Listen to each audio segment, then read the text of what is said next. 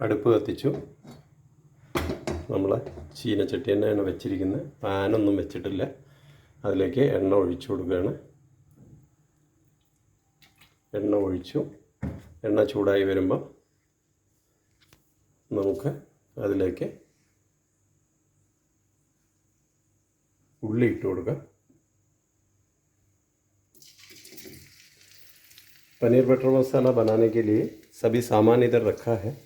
अभी कढ़ाई रखा, तेल डाला, गरम हो गया. अभी हमने प्याज डाल दिया.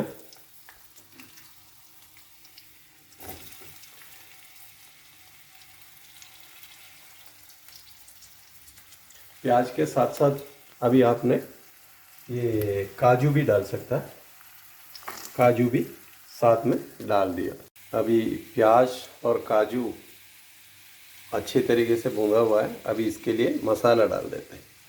इसमें मैं सिर्फ मिर्च पाउडर, हल्का सा धनिया का ज़रूरत नहीं है, और थोड़ा सा हल्दी डाल दिया है.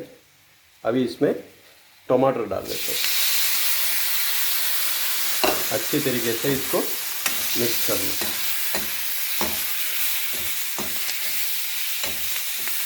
ये रेडी हुआ है.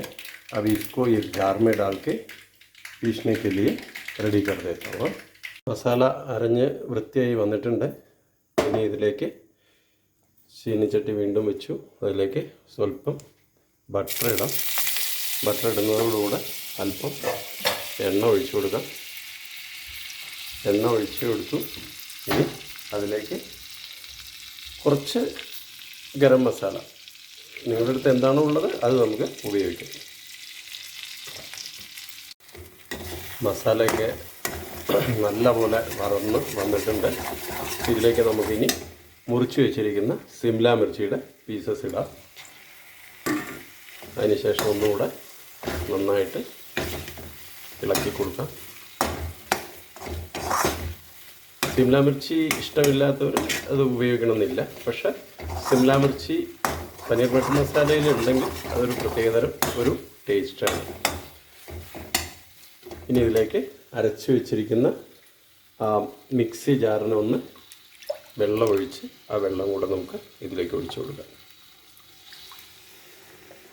നല്ലപോലെ വെട്ടിത്തിളയ്ക്കാൻ തുടങ്ങിയിട്ടുണ്ട്. ഈ സമയത്ത് നമുക്ക് തീ ഒന്ന് അല്പം കുറച്ച് നമുക്ക് ഇതിലേക്ക് പനീർ ആഡ് ചെയ്ത് കൊടുക്കാം. പനീറിട്ടു. ഇനി ഒന്നുകൂടെ നല്ലപോലെ ചെറിയ തീയിൽ ഒന്ന് തിളയ്ക്കണം. ഈ സമയത്ത് ഉപ്പ് ടേസ്റ്റ് ചെയ്യാൻ മറക്കരുത്. ആവശ്യത്തിന് ഉപ്പിട്ട് കൊടുക്കുക. അതിനുശേഷം ഇനി ലാസ്റ്റ് കസൂരി മെത്തി ഉണ്ടെങ്കിൽ ഒരു ലേശം അത്, പിന്നെ ഒരു നുള്ള് ഗരം മസാല ഇതുകൂടെ ആഡ് ചെയ്ത് കൊടുത്ത് നമുക്ക് അടച്ചു വയ്ക്കാം.